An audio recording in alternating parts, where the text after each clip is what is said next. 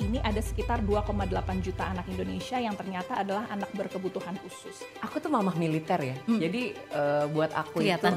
Terima kasih loh. Kita ada komplain. Belum lagi memang rata-rata anak kebutuhan khusus memang mengalami gangguan pencernaan. Tadi kan sempat menyebut sembelit ya, konstipasi ya, juga ya. atau diare misalnya gitu. Kak Agatha waktu pertama kali punya anak berkebutuhan khusus, cari tahu mengenai nutrisi, ini dari mana apakah? Terus tiba-tiba anakku teriak. Untung dia gak jantungan, kalau enggak nanti gimana. Balik lagi ke yang tadi, jadi sebenarnya kita harus tahu dulu anak kita itu posisinya di mana. Ini kan tadi kalau Kak Agatha masak di rumah gitu ya, sebenarnya sepenting apa sih orang tua tuh untuk menyiapkan makanan untuk anak-anaknya, apalagi yang berkebutuhan khusus, karena tadi kan banyak sekali dietnya kan, mungkin nggak boleh ada gluten atau apa. Sepenting apa nih orang tua yang anak berkebutuhan khusus harus menyiapkan sendiri makanannya?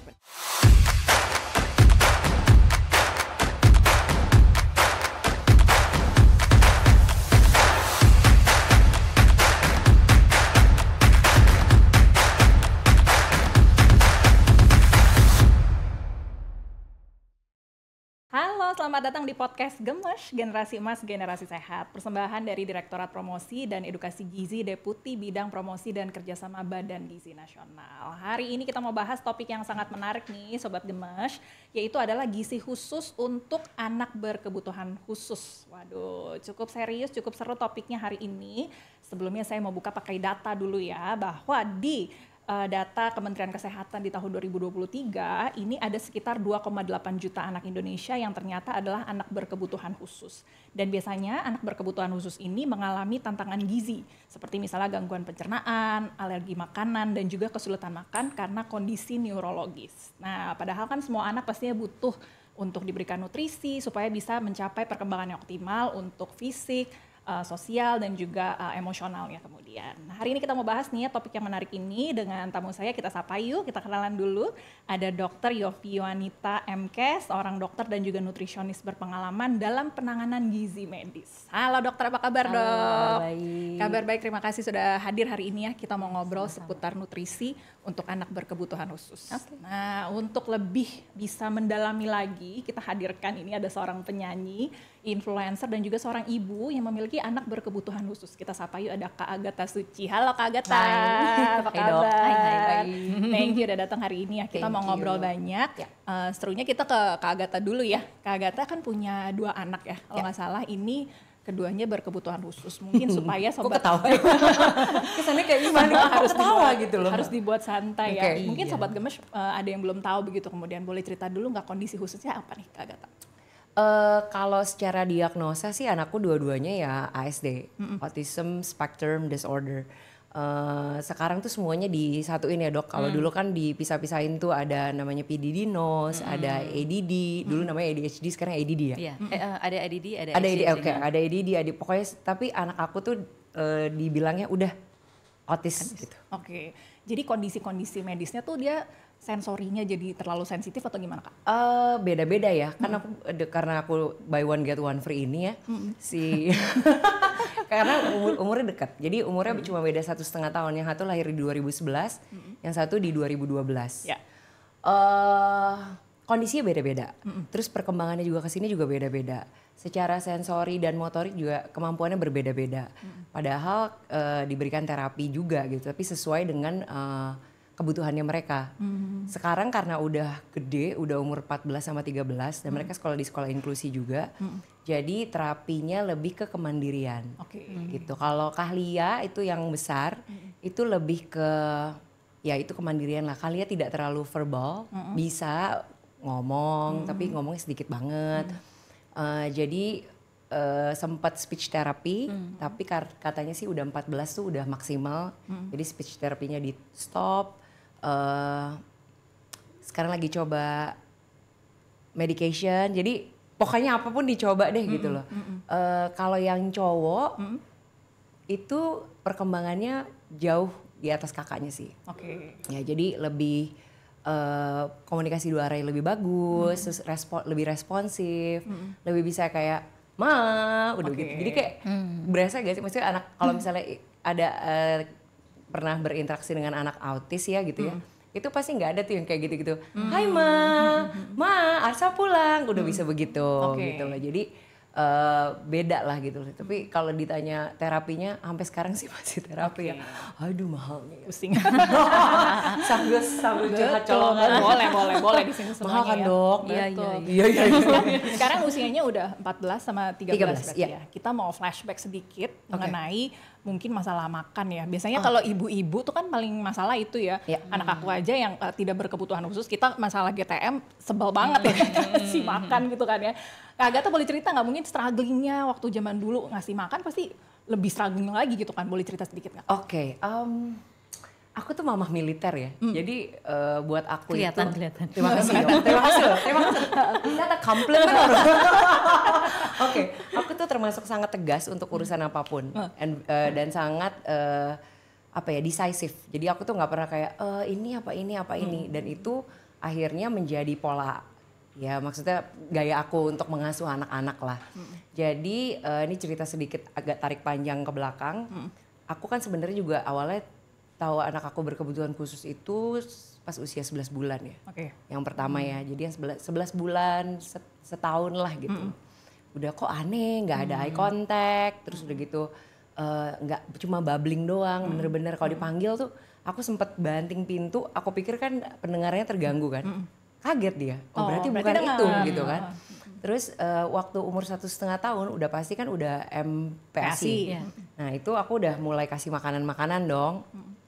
Terus susu udah mulai, aku waktu itu ASI udah stop. Jadi susu juga aku batasi. Terus kalau anak kecil kan dulu makan, bukan dulu ya, makan tuh pakai high chair ya kalau sekarang kan. Karena aku tuh orangnya nggak mau repot. Nggak ada tuh anak lari-lari. Dikejar-kejar. No way. Sorry banget nih. Duduk di tempat. Duduk gitu kan. Terus gitu anakku nggak mau naik high chair. Nangis. 1,5 tahun udah bisa bergaya coba ya gitu. Tapi kan aku pikir udahlah kesian ya anakku autis gitu ya. Intinya begitulah gitu. Udah dapet diagnosa itu. Tapi aku pikir enggak. Naik. Kalau kamu nggak naik duduk di situ, mama nggak kasih makan. Nangis kan, dipikir ya namanya anak bisa aja dia manipulatif atau apa kita nggak tahu ya 1,5 tahun kan udah mulai mungkin ngerti-ngerti. Tetap nangis, aku ambil makanannya, nggak aku kasih makan sampai malam. Pas malam mungkin karena lapar ya, manjat sendiri. Makan juga akhirnya. Iya naik ke situ. Nah dari situ pola asuhku tuh memang terbentuknya begitu. Jadi anakku itu dari kecil tidak ada yang pilih-pilih makanan sampai sekarang. Kebetulan memang aku juga punya, mungkin aku aware sama gizi ya.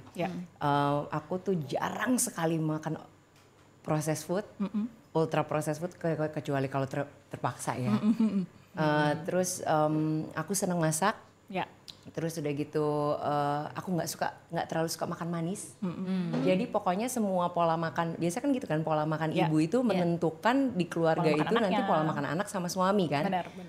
Aku sangat suka karena kan kita tinggal di negara yang kaya ya. Maksudnya sayur dicah aja sama bawang putih, pakai lada garam udah enak, nggak usah terlalu banyak minyak gitu. Atau cuman kangkung aja nih direbus juga udah enak. Gitu. Jadi anakku sekarang makan tuh pete, semua makan. Walaupun awalnya aku udah cek, dulu aku IgG test. Jadi IgG itu ada apa dok kayak berapa macam makanan? 200 kalau nggak salah. Iya 200 yang nanti ada yang lampu kuning, lampu merah. Alergi ya berarti ini ya? Iya lampu hijau. Nah itu aku udah cek dulu, aku sendiri juga aku cek. Jadi aku tahu makanan-makanan apa yang bisa aku kasih ke anak-anak. Ternyata ada yang bisa gluten, ada yang nggak bisa, ada yang Arsa sampai sekarang tidak bisa makan mie. Karena pasti dia konstipasi. Jadi sampai sekarang ya aku ya kadang-kadang coba kasih dikit, siapa tahu bisa, tentunya masih nggak bisa. Jadi I'm really aware of food and things like this. Terus anak-anak juga punya naturopath dari awal, jadi kita tahu dan tidak terbiasa dengan obat. Anakku dari umur nanti menyala editorku ya kalau misalnya ada yang nggak boleh gitu. Saya cuma cerita aja nih. Jadi anakku dari umur 5 tahun tidak pernah menyentuh paracetamol. Kalau sakit karena mungkin punya fisik yang baik ya. Alhamdulillah puji Tuhan. Jadi ya udah kasih minum air putih. Panas 38 kasih minum air putih. Nggak mau makan aku diemin dulu karena menurut naturopat itu adalah dia fight. Terus dia gitu suplemen ada dan segala macam. Pokoknya sampai hari ini setinggi-tinggi. Anakku tuh yang perempuan umur 14 tuh lebih tinggi dari aku. Wah, luar biasa. Ini berkat ibunya yang militer ini, Iya, seperti bahkan anaknya udah lebih Kayaknya hebat. harus bikin show sendiri. Bener dibandingkan anak-anak lain. Aku tetap kasihan anak gue kan aku kasihan. Tapi pernah juga si Arsa itu udah ngerti itu marah nggak mau dikasih. Jadi kan pasti ada dong yang hijau yang apa. Kadang-kadang kita juga sebenarnya lagi pengen makan apa ya. Cuman kan aku mengajak gini loh. Anak autis itu tidak bisa fleksibel, kalau kadang boleh kadang enggak tuh nggak bisa. Harus tegas ya. Jadi harus ya sebenarnya Jelas. sih kalau Konsisten kali ya ya. Dia konsisten, butuh konsisten. harus konsisten. Jadi dia nggak mau makan apa, sekali nggak mau makan diiyain, besok tuh dia pikir Boleh. Itu boleh. nah itu boleh loh.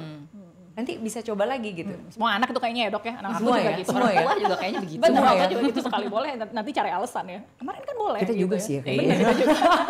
Ya Ternyata pokoknya kita gitulah sama. anyway ya kalau nggak mau makan, aku bilang gini, ini tong sampah, mama buang. Oke. Bener-bener begitu banget. Ketegasan itu yang bikin anak-anak bisa bertahan. Kita ke dokter ya dokter.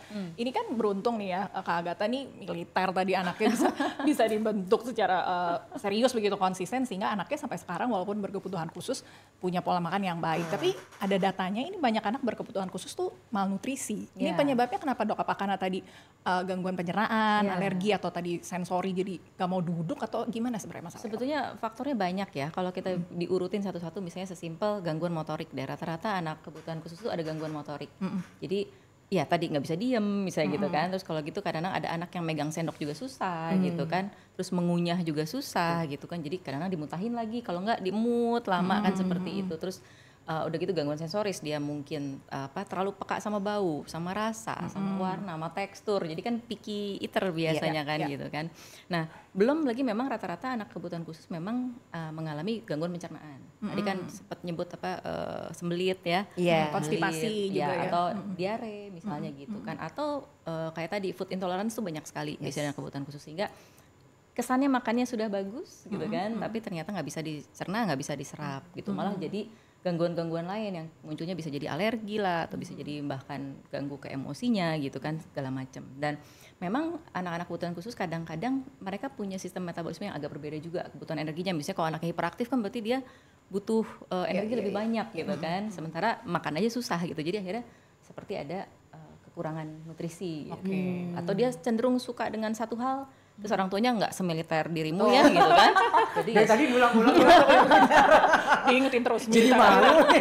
ya sudahlah, yang penting makan kan gitu kan, bisa gitu kan. Makan loh, gitu. Gitu kan ibaratnya. Jadi anak-anak ada yang banyak saya nemuin kasus secara penampakan sepertinya oke, gitu kan, tapi ternyata malnutris juga gitu kan. Itu juga harus hati-hati gitu. Nah ini kan kita sebagai ibu maupun anak berkebutuhan khusus, ibu anak yang tidak berkebutuhan khusus kan semua nggak pernah siap ya, nggak ada yang tahu gitu jadi ibu, kita baru belajar. Kak Agatha waktu pertama kali punya anak berkebutuhan khusus, cari tahu mengenai nutrisi, ini dari mana? Apakah cari tahu ke penelitian-penelitian kah, ataukah memang udah banyak belum sih hal-hal seperti ini, atau mesti cari tahunya tuh berat banget untuk tahu hal seperti ini? 14 tahun, 15 tahun yang 14 tahun yang lalu sih masih agak Kurang kurang ya. ya. Nggak seperti sekarang kan. Kalau sekarang kan apalagi ada teman baik baru kita adalah ChatGPT. Betul. Sama Dia ya, tahu segala sama temennya ya? Udah, ini udah di Teman usia kita 40-an semua. teman kita tuh cuma chat.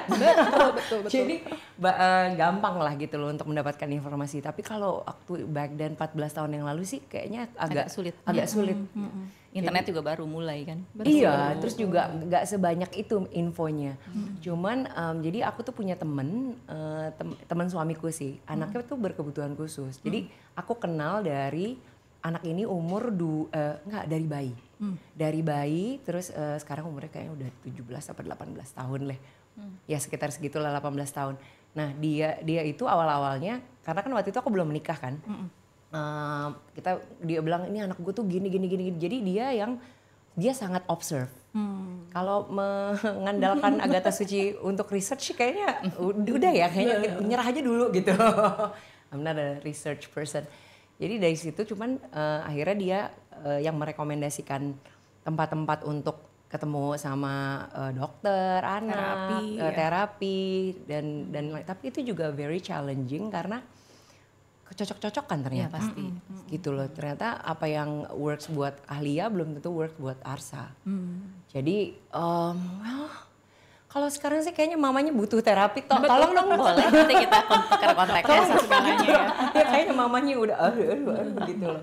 Well tapi susah sih, waktu itu susah. Cuman ya di mana ada kemauan di situ ada jalan. Itu dia ya. Betul. Kak Agatha nih beruntung ya berarti ya tadi ya punya teman yang bisa akhirnya observe, bisa kasih tahu tempat. Tapi banyak juga ibu-ibu mungkin yang di pedesaan, anaknya berkebutuhan khusus tapi nggak punya info-info seperti ini ya dok ya. Betul. Bahkan apa mungkin sih? nggak sadar Betul, bahwa anaknya berkebutuhan khusus. gitu. Info penting apa yang untuk orang tua dengan anak berkebutuhan khusus ini patut tahu paling nggak poin-poinnya lah begitu. Sebetulnya mungkin berhubungan dengan tumbuh kembang ya. Ya. Sebetulnya kalau kita ke puskesmas pun sebetulnya pasti ada list tumbuh kembang. Itu ibaratnya memang harus diperhatikan gitu. Kadang-kadang kan ada orang tua yang misalnya gini, oh anaknya nggak mau makan, terus biasalah gitu, namanya juga anak-anak nggak mau makan. Nah, Memaklumi aja ya. Jangan terlalu dimaklumi, pasti ada batasan-batasannya. Kan kita punya jadwal, ya mungkin sebulan sekali lah misalnya ke puskesmas atau kemana. Coba tanya lebih detail lah, coba aware lebih detail, karena lebih baik mencegah gitu daripada mengobati. Kalau misalnya pun anak kita kebutuhan khusus kan tetap ada perkembangannya kan, perkembangan neurologis, biologis dan segala macam itu masih bisa dikejar lah, masih bisa dimaksimalkan maksudnya gitu seperti itu. Gitu. Oke, jadi cari tahu ya tadi ya, jangan memaklumi terus, padahal anak kita ya begitu ya, jangan sampai tadi udah terlambat ya, udah malnutrisi, mungkin stunting, itu yang paling jangan sampai terjadi, ditakutkan jangan sampai terjadi. Kalau maklum ya dok. Ya itu dia, maklum lah gitu ya. Ya maklum lah gitu loh. Jadi kayak setengah denial ya sebetulnya, kalau ngomong maklum ya. Betul. Tapi ngalamin juga kan pasti sebagai ibu kayaknya ada masa sih iya sih gitu kan, yang gitu-gitu kan masih ada. Aku nggak tuh. ada dok. Emang militer Udah militer, Jadi menerima kenyataan. Iya, jadi kayak aku siap menerima kenyataan. Kayak waktu awalnya tahu, jadi karena kita punya temen anaknya berkebutuhan khusus, jadi kan kayak Udah aware ya. Benar. Iya. Anak ini kok kalau giniin iPad umur 7 bulan jago banget, terus udah gitu kayak kalau YouTube kan ada lagu tuh. Iya. Dia tahu di detik keberapa sih, misalnya di si beruang itu lagi memakan pisang atau apa kayak Hafal. Iya, aku bilang kok pas-pas banget gini ya. There must be something wrong. Nggak mungkin, ini anak-anak normal tuh nggak begini. Terus nggak ada interaksi. Jadi di usia sekitar 10-11 bulan aku bilang, Jeff, problem nih anak kita. Gitu. Aku bilang ke suamiku gitu. Terus ya udah, kayaknya nggak ada waktu untuk ayo acceptance or not apa segala macam. Udah nggak ada waktu deh. Jadi benar-benar kayak fokus langsung, karena ya memang masalahnya udah di situ gitu. Iya. Mau kapan Harus dihadapi maklum lah dan gitu iya ya. ya tapi kan orang beda-beda ya, maaf. Betul. Pada akhirnya ya itu ya, kita sebagai orang tua belajar terus tadi ya, dan juga jangan terlalu banyak pemakluman dan harus cari tahu terus karena untuk kebaikan anak pada akhirnya. Nah dokter, ini kan tadi kalau Kak Agatha masak di rumah gitu ya, sebenarnya sepenting apa sih orang tua tuh untuk menyiapkan makanan untuk anak-anaknya, apalagi yang berkebutuhan khusus, karena tadi kan banyak sekali dietnya kan, mungkin nggak boleh ada gluten atau apa. Sepenting apa nih orang tua yang anak berkebutuhan khusus harus menyiapkan sendiri makanannya pada akhirnya? Ya sebenarnya kalau dibilang penting, sepenting-pentingnya itu gitu.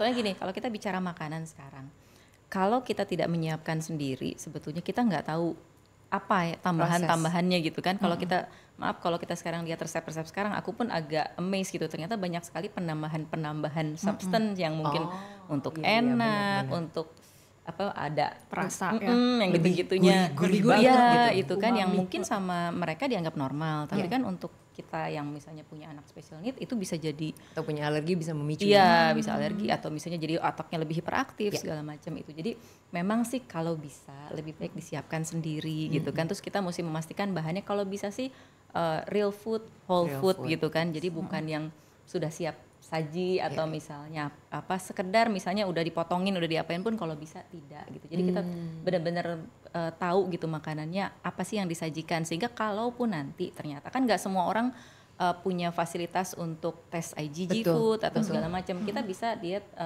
pakai jurnal food eliminasi misalnya, kayak kita bisa tahu gitu kan bahwa oh berapa hari ini kita makan ini, oh reaksinya ini gitu kan. Itu bisa juga dilakukan seminggu 2 minggu, coba lihat deh makanan-makanan apa yang kayaknya memicu, kayak tadi kan dirimu kan makan apa terus oh jadi konstipasi kan udah tahu kan gitu kan. Nah seperti itu sangat ngebantu sekali, sehingga nanti berikutnya udah tahu meal apa yang bisa dia makan sehingga nutrisinya dapat. Oke, baik. memang harus kerja keras ya jadi orang tua ya. Ya. Kedengarannya kayak capek banget ya. Ucapin makan, harus Ya. nyatet jurnal, tapi ya demi perkembangan anak memang Betul. itu ya yang harus Betul. dilakukan pada akhirnya. Nah Kak Agatha, tadi kan kesulitan tuh ya zaman dulu. Ya. Kalau sekarang udah banyak nih, salah satunya Kak Agatha yang juga mengedukasi orang tua untuk bisa memberikan real food. Tadi Kak Agatha juga masak sendiri. Ada pesan-pesan apa sih yang ingin dibagikan sebenarnya dari kegiatan Kak Agatha? Sharing masak sendiri, mungkin sharing soal anak-anak yang berkebutuhan khusus. Ada pesan inspiratif apa sebenarnya yang ingin disampaikan? Berapa angkat langsung pesannya? Langsung wow, itu pesan inspiratif. Langsung merasa aduh terintimidasi. Sebenarnya sih kalau gini, satu aja ya. Kita harus jangan ikutin rasa males udah gitu aja. Karena sebenarnya memang prepare meals and everything itu tuh capek sekali loh. Cuman gini, karena mungkin lifestyle aku dari awal emang aku nggak suka jajan. Kalau kata adikku emang agak lain memang kakak gue nih gitu. Nggak suka jajan, nggak suka tidak terlalu suka makanan manis. Jadi kalau ada nggak disentuh. Buah aku sukanya buah yang tidak manis. Jadi aku buah apa aja yang penting. Pokoknya kayak mangga yang nggak manis, apel yang nggak manis, paya. Jadi kayak suamiku bilang, kamu tuh agak aneh, ada aneh-anehnya ya katanya. Jadi kalau minum kopi hitam, pahit gitu. Karena memang sebenarnya aku tuh tidak berusaha untuk mengubah gaya hidup tertentu gitu loh. Jadi buat aku tuh sama sekali tidak kesulitan untuk punya maksudnya. Kalau kata orang-orang sih, bagus lah makanan yang aku makan gitu. Ya sometimes ada pengen makan carbs on carbs, sesekali pengen gitu. Nah jadinya kalau kata yang aku baca sebenarnya apa yang tidak disuka oleh kita itu makanan itu karena trauma kan. Jadi trauma misalnya kayak masih kecil makan sesuatu. Aku gak gitu suka kerang-kerangan. Karena aku pernah makan terus bau banget. Tapi aku coba lagi, I give another try. Dasar tukang makan kan. Gini, tetep bau. Terus makan ketiga kali, tetep bau. Jadi bagi aku mungkin bener ada sensor tertentu yang lebih tajam yang aku akhirnya memang gak. Tapi gini, kalau ada dicampur aku makan. Cuman spesifik, aku mau makan kerang itu enggak. Nah karena memang aku tidak picky eater dan segala macam itu. Jadi ke anak-anak juga akhirnya mungkin anak-anak tidak ada trauma makanan yang mereka nggak doyan. Mereka bahkan dari kecil aku kasih makan pare.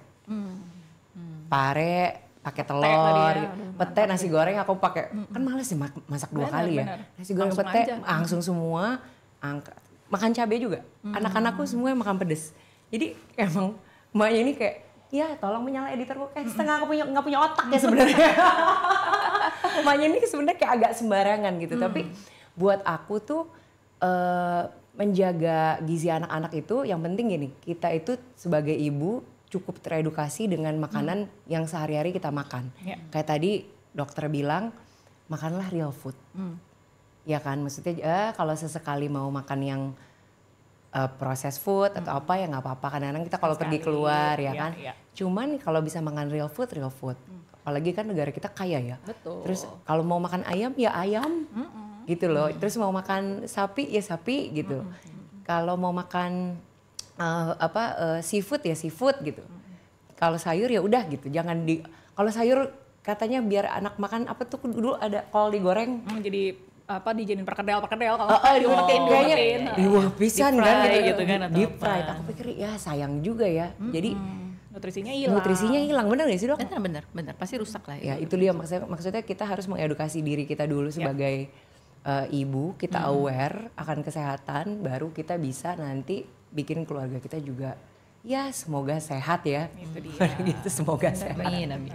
Karena emang nggak dibuat-buat ya Kak Agatha ini ya memang sehari-harinya begitu ya, yang kita lihat di sosial media tampil ya begitu ya. Ya begini nih. Militer ya. Militer apa adanya. Sorry banget nih militer banget. Nah dokter ini kan ada program dari pemerintah nih makanan bergizi gratis yang saat ini untuk anak-anak yang makan siangnya termasuk untuk mereka yang berkebutuhan khusus disiapkan. Pandangan dokter mengenai hal ini seperti apa nih kemudian? Ya kalau menurut saya sih ini sesuatu yang bagus sekali ya, karena kan nggak semua orang beruntung gitu kan bisa mendapatkan satu set, even cuma satu set bisa gitu ya, meal yang ibaratnya lengkap semuanya gitu kan. Betul.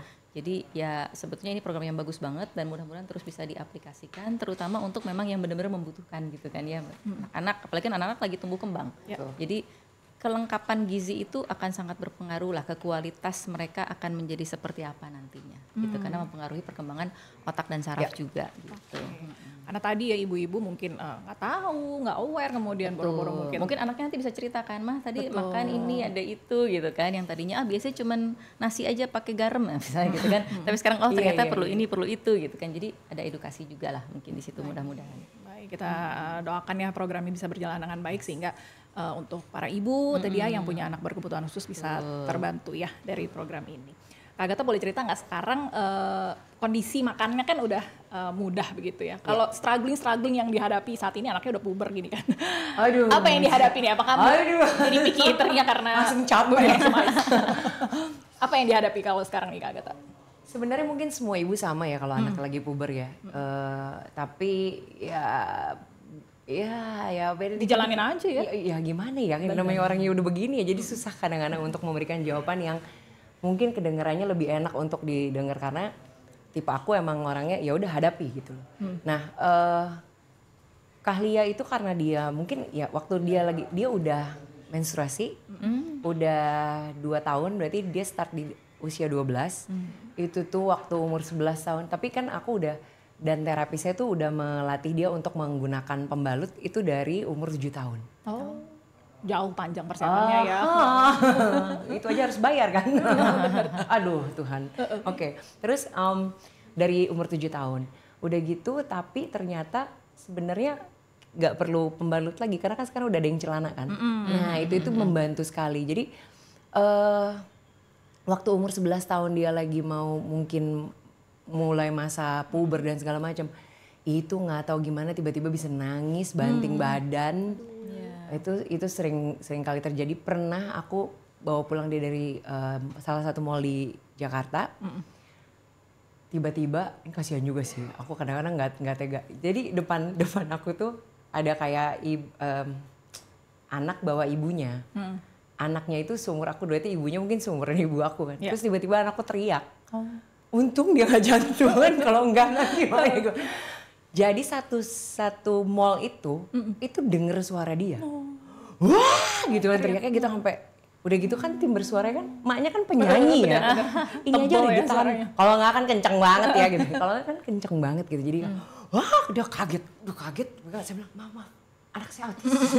Langsung. Pokoknya kita udah terbiasa minta maaf dari dulu. Maaf aja dulu ya kan. Maaf. Terus dia ngomong sama anaknya gila katanya gitu. Terus ya udahlah ya kalau ini kan militer ya jadi kayak ayo udahlah terserah dulu mau bilang anak gua apa. Tapi ternyata banyak sekali yang aware. Udah gitu DM ke aku kayak Kak Agatha tadi aku lihat Kahlia teriak ya gitu. Itu ternyata kenceng banget, aku tuh di 2 lantai di atas loh. Bisa sampai dengar ya. Sekenceng itu dia teriak. Ya untung si ibunya itu juga nggak kenapa-napa ya. Itu bisa begitu. Jadi keadaan-keadaan yang sangat amat intinya gini, kalau misalnya dengan anak normal, adalah antisipasi tertentu yang tidak mungkin anak normal melakukan itu kan. Di usianya yang 11 tahun tiba-tiba teriak dan wah terus gitu kayak mau banting badan itu kan sudah tidak mungkin ya. Itu terjadi maksimal di 4 kayaknya. Betul, tantrum. Iya dan kita masih bisa mengatasi dan masih bisa kelihatan oh iya anak kecil gitu loh. Benar. Ini kan badannya udah gede, apalagi sekarang tuh udah segede aku. Lebih berat dia bahkan berat badannya. Jadi ya hal-hal yang itulah, yang begini-begini itulah gitu. Dan itu kan terjadinya bertahun-tahun ya. Gitu loh. Ada proses ketika dia dari ke 7 ke 8, dari 5 ke 6, 5 ke 8 lah, 8 ke 11. Sekarang dia dari 12 ke 14, ini kan udah SMP kan. Jadi ya Tuhan tolong lah. Tuhan tolong lah gitu. Jadi kadang-kadang ya ini maaf juga ya. Maksudnya kita membicarakan tentang gizi anak. Sebenarnya kita sebagai ibu itu harus tercukupi juga gizinya. Gizi secara jasmani dan rohani ya. Ya kan untuk menjaga gizi anak-anak kita gitu. Dan teredukasi secara tepat gitu. Jadi beruntungnya aku tuh bukan tipe orang yang susah untuk dikasih edukasi baru. Jadi aku akan tampung semua, terus aku digest dan aku akan realisasikan sesuai dengan gaya aku gitu loh. Dan sekarang giliran Arsa. Aduh capek banget udah. Aku pulang dulu ya. Jangan dong. Jangan dulu. Udah mulai capek soalnya. Iya Ada berjuta doang ya. Tapi udah menguras jiwa raga. Sorry Dok. Nanti ada sesi bisa. Boleh. Iya. Langsung kita lanjut ya. Dilanjutkan. Nah dokter, ini kan berarti kalau Kak Agatha salah satu yang dibangun pola makannya yang baik dari kecil. Sehingga anak-anaknya bisa punya pola makan kebiasaan yang baik. Apa sih yang harus dilakukan, misalnya menciptakan suasana makan yang menyenangkan kah misalnya, atau mencari tahu, kalau Kak Agatha mungkin nggak lakukan ya ini, mencari makanan favoritnya anak atau apa? Yang gitu doang. Tips apa yang bisa dilakukan supaya anak-anak berkebutuhan khusus nih bisa lebih mendapatkan nutrisi secara seimbang? Oke. Balik lagi ke yang tadi. Jadi sebenarnya kita harus tahu dulu anak kita itu posisinya di mana. Jadi posisi dari misalnya tadi kelemahan-kelemahan dia apa gitu kan, sehingga kita bisa bikin plan kan. Kalau misalnya memang anaknya susah megang sendok ya harus dibantuin gitu kan. Atau piringnya jangan yang pecah lah atau apa yang gitu segala macam kan. Udah gitu dia memang suka tekstur seperti apa, kalau bisa kita usahakan yang dia tidak bisa tolak gitu, tidak cenderung untuk menolak, kita usahakan itu. Udah gitu kita juga mesti tahu ini anak sedang butuh apa, umur berapa gitu kan, apa yang kira-kira diperlukan untuk perkembangannya. Jadi kita mesti tahu komposisi juga. Jadi ketika kita meal prep tadi, kita udah bisa sambil perkirakan bahwa oh dia butuhnya segini loh dengan ini. Nah kadang-kadang saya ngasih tips gini kan, anak special need biasanya cenderung kalau suka satu itu aja gitu kan ya. Iya betul itu. Nah kadang-kadang gini, nggak apa-apa kita kasih, tapi biasanya belakangan. Kamu boleh makan itu kalau sudah makan ini sebagai gitu, reward kan, sebagai reward gitu kan. Tapi harus ada yang dipenuhi dulu, ini itu gitu kan. Dan kalaupun misalnya saya sih termasuk yang nggak apa-apa kalau misalnya kira-kira kita lihat oh dia butuh apa tapi dia nggak bisa makan itu, kita pakai suplementasi terutama yang lebih natural pun itu boleh gitu kan. Nah terus benar kata Kak Agatha tadi, kalau bisa sih konsisten supaya dia tuh masuk ke program autopilot untuk makan tuh. Jadi nggak terlalu banyak penolakan, nggak terlalu banyak apa. Jadi dia sudah terbiasa dengan rutinitas itu, akan lebih mudah. Terus yang paling penting sebetulnya menurut saya adalah ibunya harus kalem.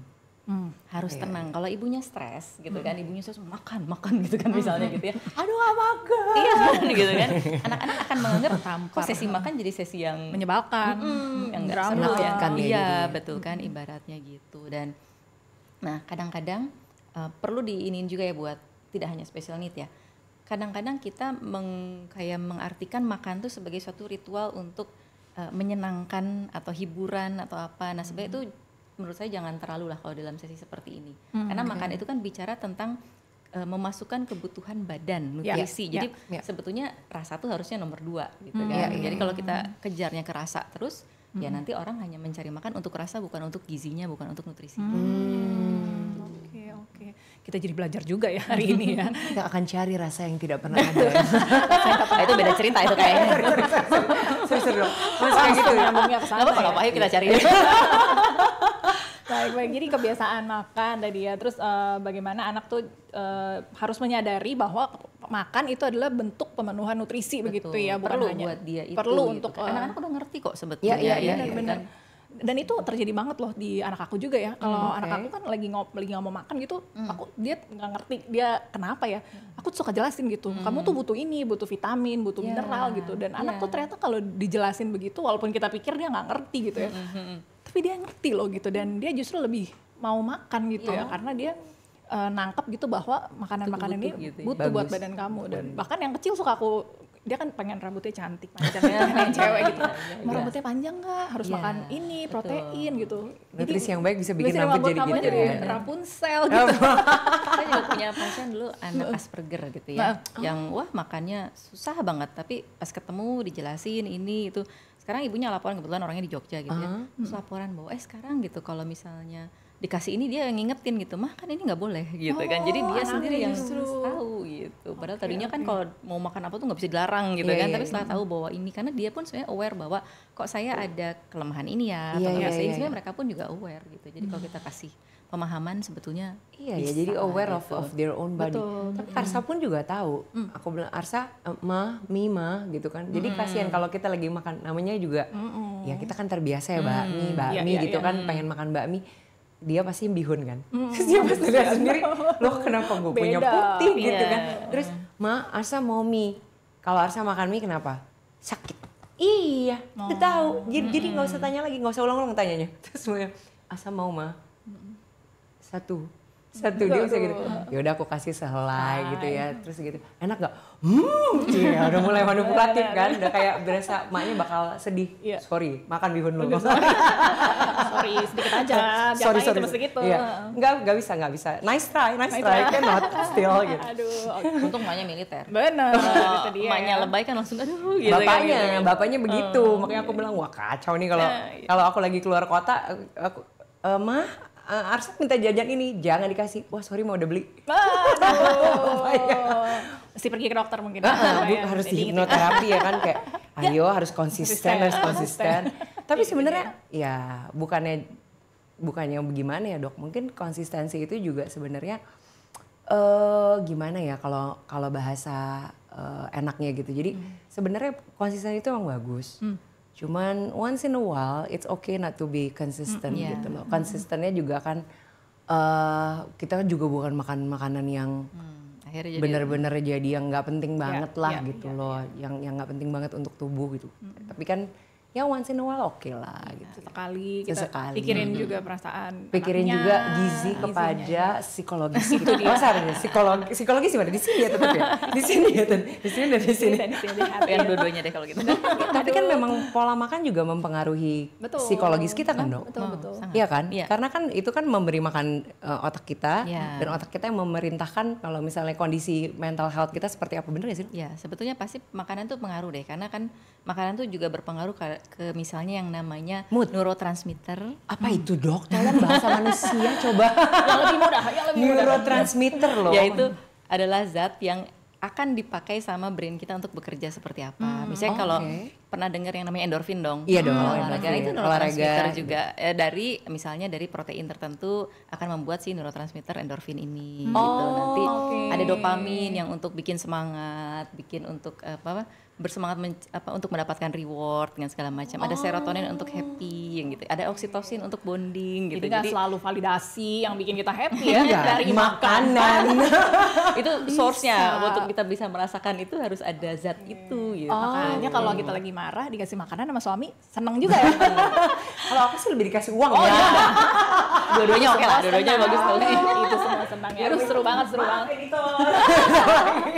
Aduh seru banget nih ya, tapi waktu kita nih udah terbatas nih dokter ya. Mungkin sebagai penutup, saya mau dari dokter dulu. Mungkin ada pesan apa nih yang ingin diberikan untuk para ibu dari sahabat podcast Gemas nih yang juga menyaksikan, mungkin punya anak berkebutuhan khusus, ada pesan apa yang disampaikan? Mungkin buat ibu-ibu yang punya anak-anak dengan special need, which is saya juga punya soalnya gitu ya. Jadi memahami banget kadang-kadang kita tuh kok kayaknya berat gitu kan, kayak sedih gitu kan. Tapi benar kata Kak Agatha tadi, kayaknya nggak ada waktu deh untuk bersedih-sedih gitu. Karena it's already happen, sudah terjadi gitu kan. Dan lebih penting kita memikirkan apa sih yang bisa kita lakukan ke depan. Dan salah satunya mulai dari nutrisi ini. Nutrisi adalah udah jelas-jelas pasti akan ngebantu pertumbuhan, tumbuh kembang anak-anak kita itu supaya even kondisinya itu juga mulainya dari yang mungkin berbeda dengan anak-anak lain gitu ya, tapi bisa membantu untuk lebih baik dan lebih baik lagi. Jadi terus belajar gitu ya. Udah gitu juga kalau bisa sih kita lakukan tes terhadap anak-anak kita yang bisa tesnya nggak harus ke lab, tapi bisa juga kayak tadi ya tes diary food atau segala macam.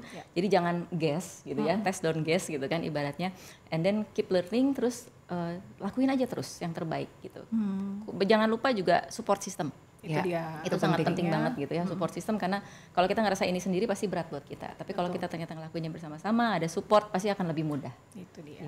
Ada hal yang nggak bisa kita atur, yang kita bisa atur makanannya ya, yang kita bisa atur nutrisi itu ya kita persiapkan dengan baik supaya anak-anak punya nutrisi yang cukup dan baik pada akhirnya. Kak Agatha silakan mau pesan apa Yakin mau pesan-pesan Betul, silakan. Kayaknya sih dari dokter udah cukup. Kita butuh dari mama militer ini. Silakan. Basically sih cuman satu ya, intinya adalah kita tuh kan jadi seorang ibu tuh pilihan kita juga kan.